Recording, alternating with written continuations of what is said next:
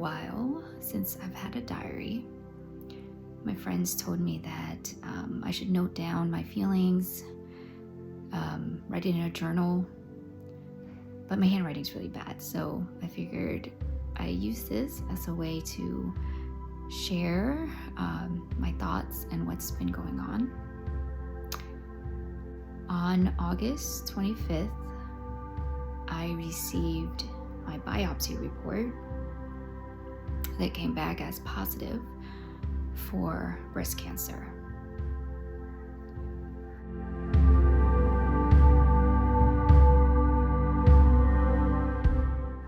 At first, I read it,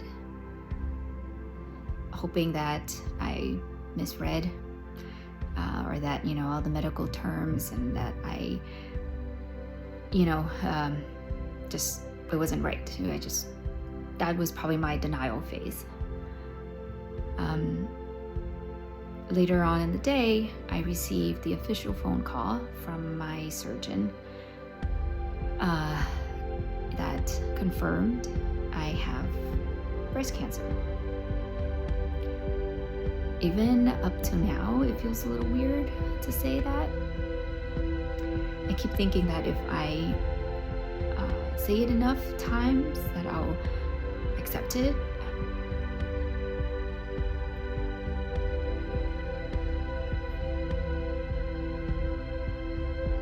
Or that it'll make it easier. But it's still really difficult. I remember when I got the call, I was at the airport and I was waiting to board a flight to Florida because I had a trip planned with my boyfriend's family. And I was just in the bathroom crying my eyes out to my best friend. Results are positive. You're gonna need chemo, surgery, radiation. And soon, because it's aggressive. I just kind of froze at that time, right? And she wasn't very detailed. I don't know if it's because it was over the phone or, but yeah, just hearing that I needed chemo, surgery, radiation, it's scary. That's like, that's everything. It mean it must be pretty serious, right? I went on to, the trip after crying at the airport. I just figured, and I thought about okay, maybe I should just cancel and leave. But then I figured if I had to call my parents to pick me up from the airport, they would know something's wrong. If I cancel, my boyfriend, his family will know something is wrong. So I just went on. I figured nothing I could do at this point, can change that result. So let's just go. And maybe, going on this trip will be a distraction, And that night, I pretended everything was okay, I'm pretty sure his family saw that I, looked like crap. Eyes were swollen. And it wasn't until, later that night that I, cried to him and told him the result. I work out 3 or 4 times a week. I've never gotten into any trouble with drugs. I can barely drink alcohol. And it's so weird. And then, I was like, is it genetics? But nobody else in my family has it. Is it just, I was just dealt a bad card?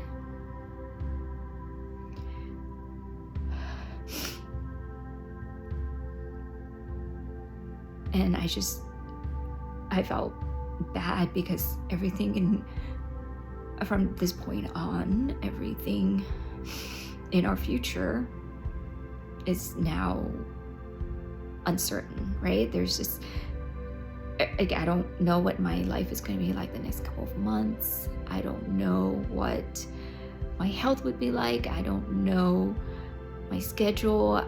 And definitely I don't know what like our relationship is even going to be like. We had plans, for a family, and all of that is, kind of temporarily out the door, right? And it sucks. It sucks because I am 36 and just at a time where I thought, okay, I'm ready for, this family, like this happens. And I just remember telling him, like, I feel bad, for you. I don't want to put, you and your family through all of this. Like, it's probably going to be a lot, to take care of me during this time.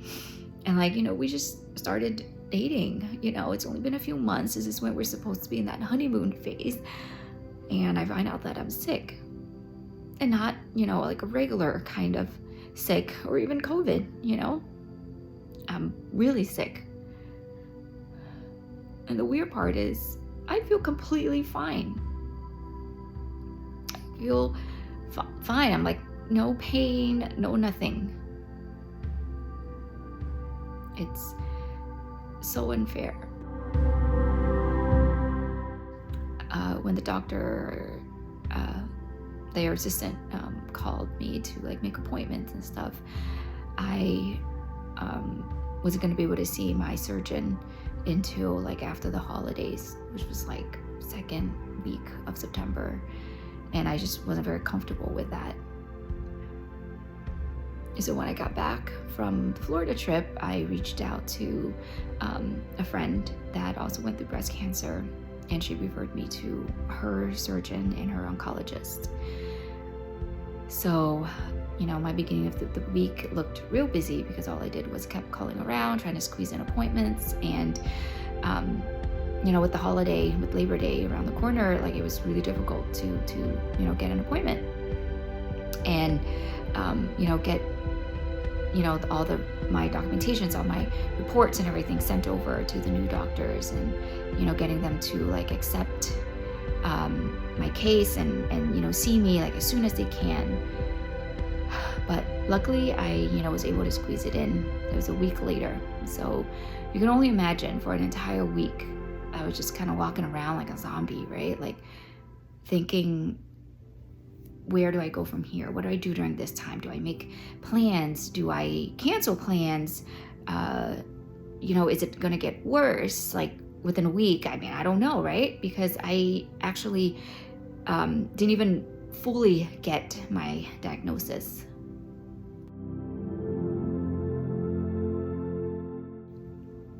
I, didn't know who I should tell. Luckily, my two best friends from college were level-headed enough to figure things out and, to kind of calm me down. And one of them, like, booked her ticket right away and flew down so that she could be there with me for my appointments. And just on Friday, the Friday right before Labor Day, I went to see my oncologist and my surgeon, and that was where I got my full detailed report. And so the preliminary is I have stage 1B breast cancer. And I remember hearing from the doctor, "You're a special case," and thinking like, is that a good thing or a bad thing? And when I heard you're stage 1, I was like, oh, well, that's not too bad. But then when he said you are triple positive, I was like a triple threat, but no, triple positive, that means that I am HER2 positive, which is what makes my case special. Being 36 and having breast cancer is already a very low percentage. And now with a triple positive, it makes it even less. I think there's only like maybe 10-15%. But that's what makes my type of cancer aggressive. This is my understanding. And it's just a preliminary because there's still some other factors that can change the staging of my cancer. If it has metastasized, if I'm carrying that gene somehow or something, and there needs to be tests to be done in order for them to determine all of that. And once all of that is determined, then my staging might change. Right now, the doctors, they think that most likely it hasn't metastasized because I only have one lymph node that is affected.